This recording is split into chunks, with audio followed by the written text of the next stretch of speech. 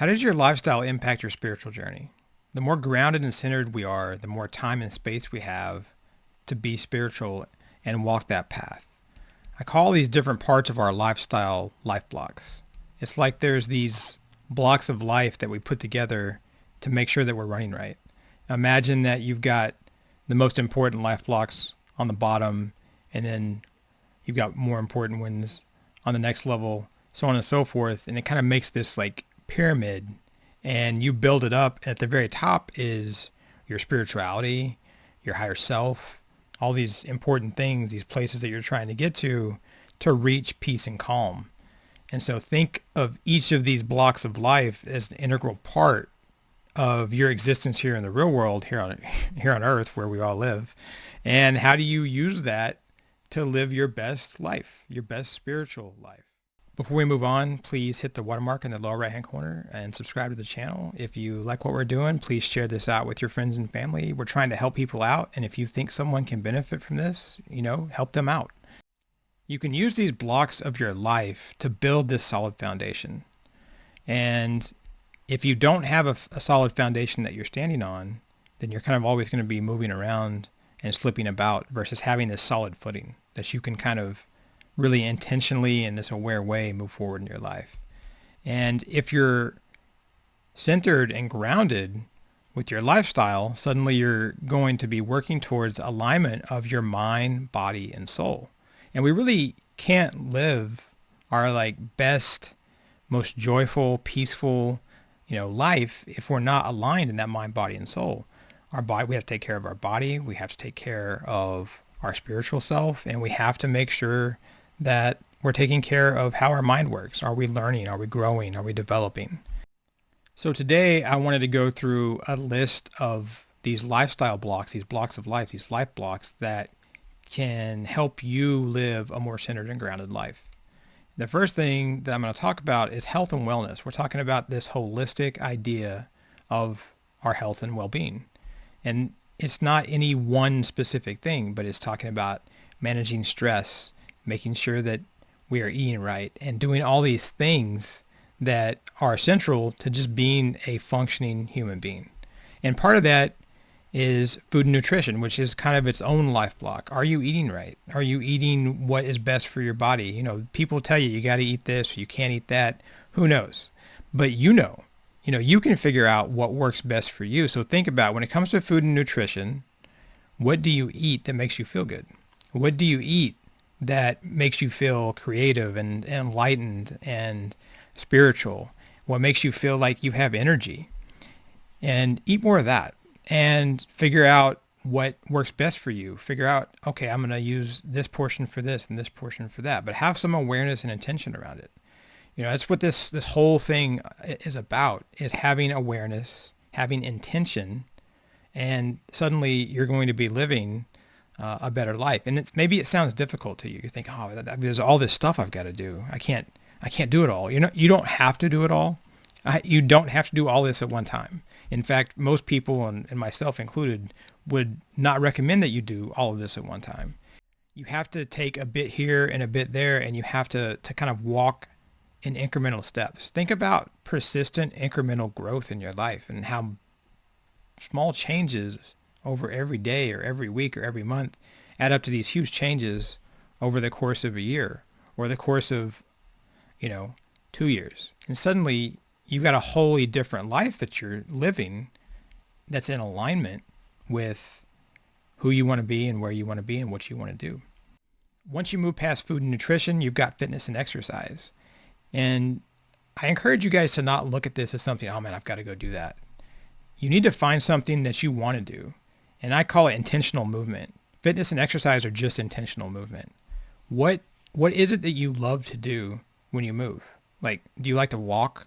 You like to go to the park or find a pond to walk next to, go walk by the ocean, go through a forest. Maybe you like rowing, indoor rowing, or you like going to the gym and playing basketball. It might be lifting weights. Some people love lifting weights. Some people love running or jogging. But figure out what you like doing, because we can do anything. I talk about this on this channel quite a bit. We can do anything almost. We're humans. We're very resilient. We're creative. We're very capable. What will you do? What's this thing that you'll go out and do? You need to think about that when it comes to fitness and exercise, this intentional movement. What will you do? What can you dedicate yourself to doing? And the thing is, if you're not moving, if you're not in motion, you're kind of in opposition to the universe. I don't really believe in absolutes. I don't think they exist. However, the only absolute that probably does exist is change. The universe is always changing. Our lives are always changing. That's the motion of the universe. And so if you're standing still, the universe is passing you by. The world is passing you by.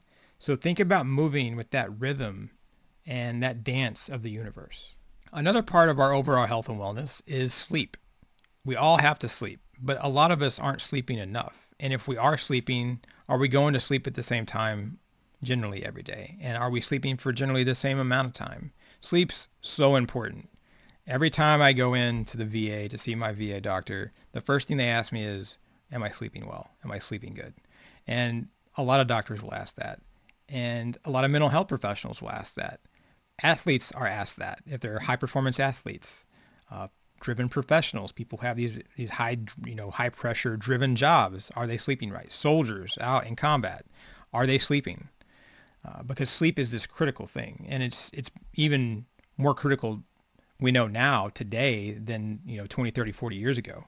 Sleep's so important. And so a lot of you out there, you're probably young, you probably think, I don't really sleep. Sleep's I can sleep later on. But I can tell you, sleep's this cumulative thing. And if you cumulatively don't get sleep, that adds up and it compounds on you in a really not great way. So I would encourage everyone, when you're thinking about these blocks of life, these lifestyle things, is try to sleep better. If you sleep better, every single other aspect of your life will improve. I can almost guarantee that. And like I said, there's very few guarantees in life. But if you sleep well, if you sleep at the same time generally every night, if you sleep for the same amount of time, then you're going to have a better overall life every single day.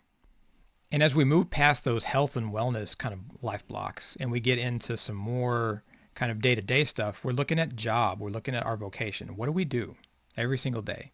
We go to work, right? And that takes up a huge amount of time in our lives. And it's something that takes our attention, it takes our energy. And so if we're at this job, if we're performing this job and we're at work, do we love it? Is it what we're in love with? Is it what we're meant to do? And one of the things I talk about with people almost every day is higher purpose or dharma. And I ask people, are you living your higher purpose? Are you living your dharma? Do you know what your higher purpose or dharma is? A lot of people are like, well, I don't know what my higher purpose is. What are your values? What are your beliefs? What do you love doing? And your job, your work, if it's not aligned with what your higher purpose is, or if you don't know what your higher purpose is, you're probably not going to be living your best life. You're not going to be living a life that's fully in alignment. You're not going to be living a life that's fully in alignment with your mind, body, and soul. So think about what your higher purpose is. Think about your dharma and think about your job and if you like doing it. And if you think to yourself, I have to do this job. I have to go to this specific workplace because I need to make this X amount of dollars to support my spouse and my kids or someone else. Think about if you're unhappy doing that, what is that doing to them? So if you think I have to do this because I have to take care of these people that are important in my life, which I understand that, guys, I get that. How are you impacting them if you're not happy doing what you do every day? So think about that as this huge block of life. What is your job? What is your work? And does it align with your higher purpose? And then we have our relationships. It's not just our romantic relationships. Sure, that's super important because we're going to be around those people all the time. But our relationship with our family, our parents, our kids, and our relationships with our friends, our coworkers. Are we living the best way we can in our relationships? Are we surrounding ourselves with people that are going to lift us up? We are an aggregate of the people that we spend the most time with. So if you're spending a lot of time with anyone, you're going to take on the energy and some of the weight and baggage of those people. So if you're around light and lighter people, you're going to have light and you're going to have joy and you're going to have good times. If you're around darker people, negative people, that's what's going to come into your life. So you really have to think about your relationships, who you surround yourself with, and also are you giving in the relationships and receiving? Is there reciprocity? Is it a two-way street? And if you're not in relationships where there's reciprocity, where you're giving and taking, if you're only giving and you're never receiving anything back, you have to really examine what you're doing in that relationship, because it's going to affect every single other part of your life.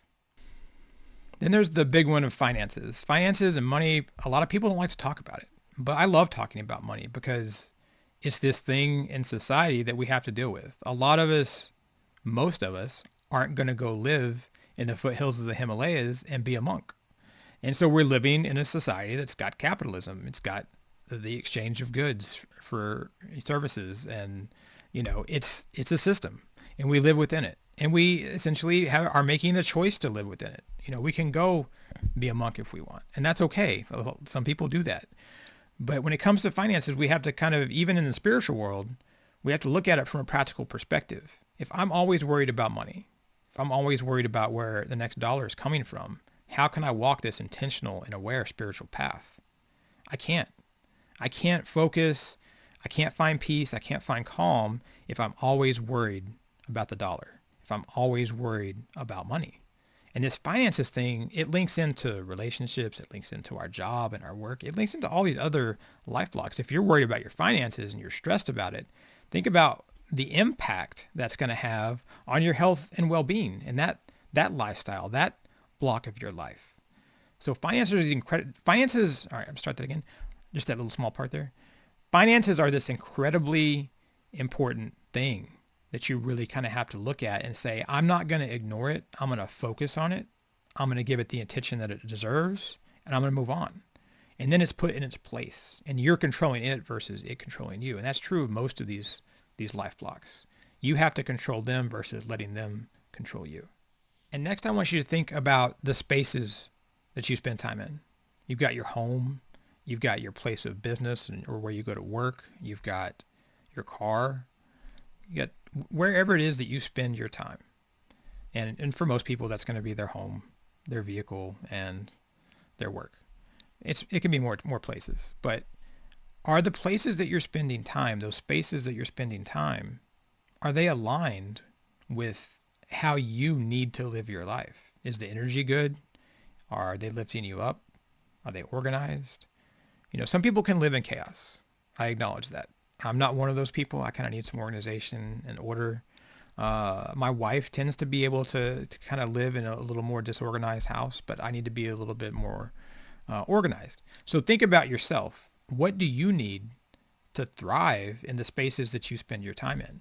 And if you're not aligned in those spaces, you're going to be out of sync. You're going to be a little off.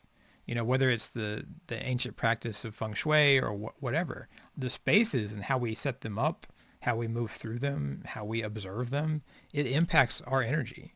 And that energy of those spaces is going to be the energy that we feel and that comes to us. So your spaces are incredibly important. So I encourage each of you to look at the spaces around you and think, what do I have to do? What do I need to do to feel safe, secure, and energetic, good energy in my spaces? The mind is a life block. The mind in and of itself is this block, this lifestyle thing. Are we educating ourselves? Are we growing? Are we working on spiritual development and personal development? A lot of that, most of it, everything flows through the mind.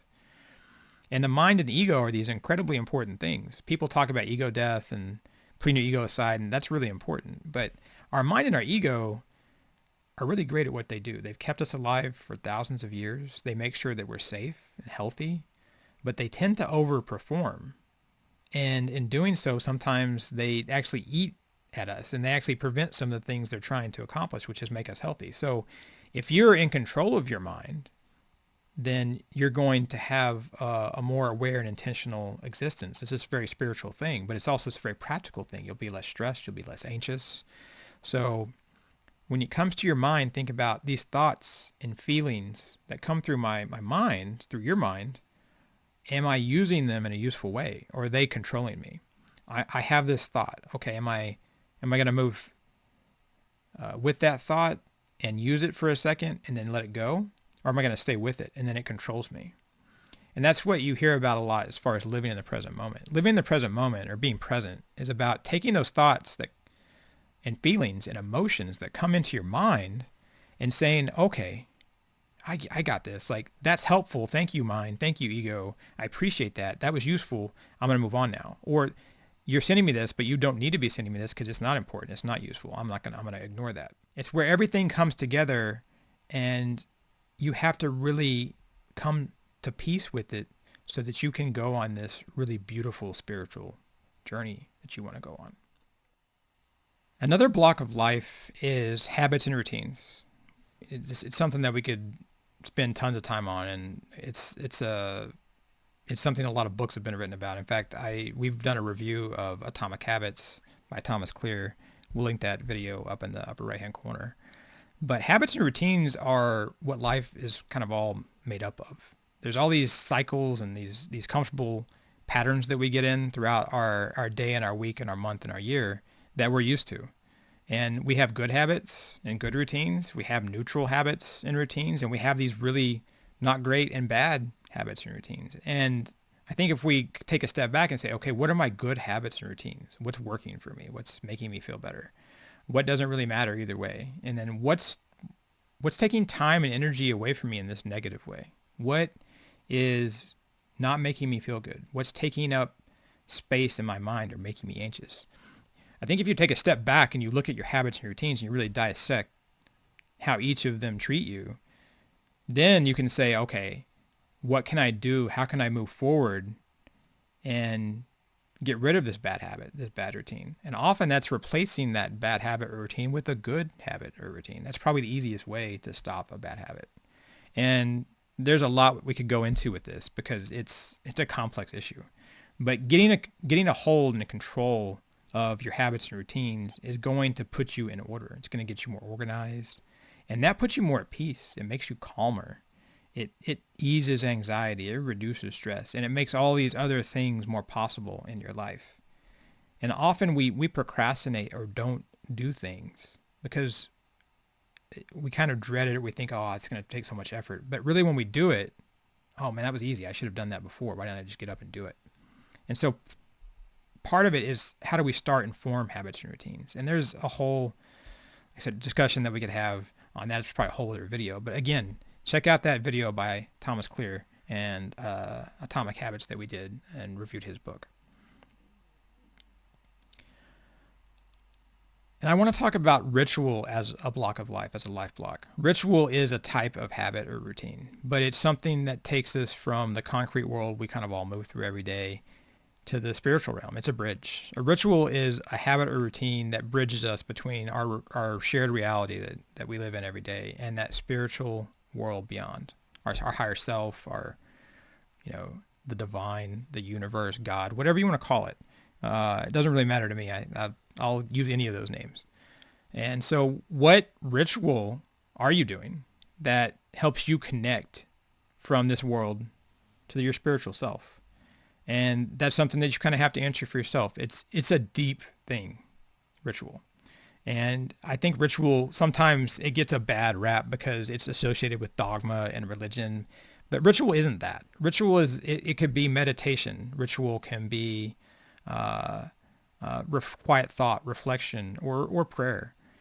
Ritual could be even fitness or exercise. It could be all of these different things that help you get more in touch with that universal divine self inside.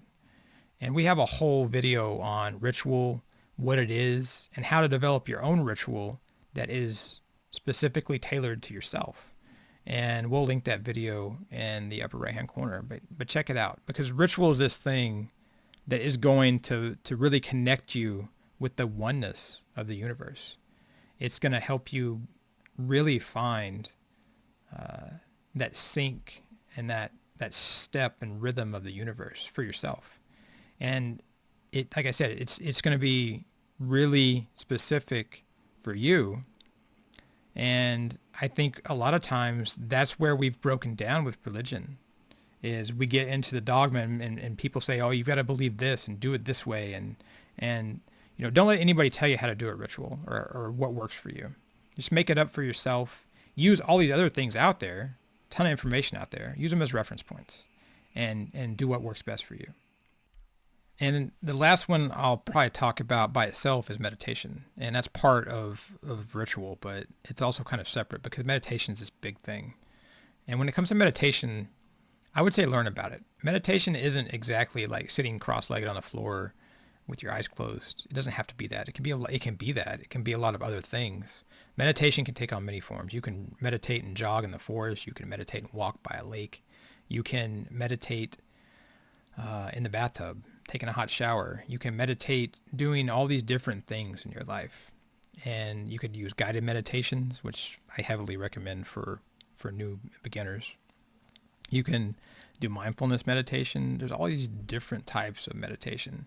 And what I would say is find a way to be quiet and reflect with yourself. And we have a video on meditation that is, I think, helpful for people getting started and people who want to find a way to get to meditation. It's difficult to start meditating sometimes for people. And this video that we have kind of gets to how do you get started? How do you stay engaged in it? And how do you get through these hard parts kind of at the start when you first start meditating, it can be a little difficult. So just think about meditation. And if you meditate, it's going to really impact your whole life in a really more easygoing, calm, peaceful way. It makes all these other life blocks easier. Whether it's sleep or your relationships or your job or your fitness, it really is going to help you in almost every aspect of your life. Okay, that's a lot of life blocks, but at the same time, it's not. We have to do these things every day, guys. This is what life is. It's all this stuff. And it sounds like it's a lot, but when you take a step back, you can see, okay, when this life block is organized, if I'm sleeping right, okay, then it kind of takes care of itself. If I'm eating right, that kind of takes care of itself. And if I'm intentionally moving and I'm doing fitness and exercise, that takes care of itself. And then it also doesn't just take care of itself. It improves every other thing that you're trying to do in your life every day. And so don't get overwhelmed by it. And don't try to do it all at once. Take it in parts. And remember that chaos breeds chaos. And we know that. But at the same time, peace and calm simply creates more peace and calm. So we can embrace the chaos and let that define us, or we can take control of our life in this more intentional and aware way, and suddenly we're having more peace and calm in our life. There's this ecosystem within you. It's all around you. And this ecosystem is all these life blocks that you have working together. And it's a series of choices that you make around each of these things that's going to impact your whole world. And remember, it's not just impacting your world. This is impacting the people around you. And you want those people to be happy and healthy and at peace themselves. And the more you are, the more self-love that you have, the more self-care that you have for yourself, the better off these people around you are going to be. When you lift up yourself, you lift up the whole world around you, guys. It's so beautiful. And so do that. Like, take the time for yourself, manage all this stuff. It will get easier for yourself. And like I said, when it gets easier for yourself, it gets easier for everyone around you. Suddenly, that compounds on itself. That becomes like a snowball rolling down the mountain in this great way. So do that for yourself. And are you grounded in life today? What do your life blocks look like? Which blocks of life do you need to work on? What parts of your lifestyle need attention? And which ones are going good for you? What good's happening in your life right now? Think about that. Be positive. Okay, I'm doing well here and here, and that'll help me over here and over there. And use that as motivation to make incremental improvements. Like I said, small changes every day really will change your life. It's cliche. We talk about it sometimes in self-improvement, self-help development world and the spiritual community, but incremental change is powerful. That journey of 1,000 miles really does start with the first step. So just start. Take that leap for yourself, and you'll be okay. And, we have conversations like this all the time over in our spiritual community at keyshar.org. And I'd encourage you to go over there. become a member. It's better to move through life with a community. And that's why we do this. That's why I'm talking to you right now, is because I want to have a discussion. I want to have a two-way conversation. And if you like this video, you want us to keep making content just like this, please like this video. Again, subscribe or share with your friends or family if you think it might help them. And until next time, I wish you peace on your journey.